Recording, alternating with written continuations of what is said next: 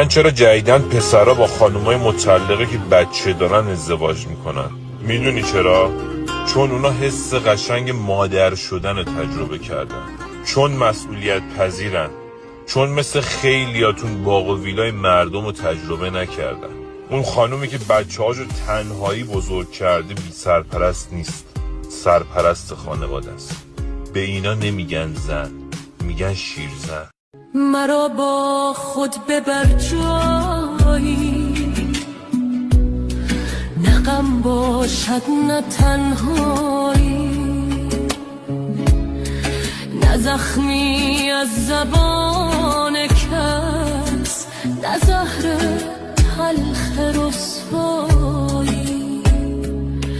مرا با خود ببر جایی، نباشد مرز و دیواری، ببر با خود دیار عشق به شهر شور و شیدایی.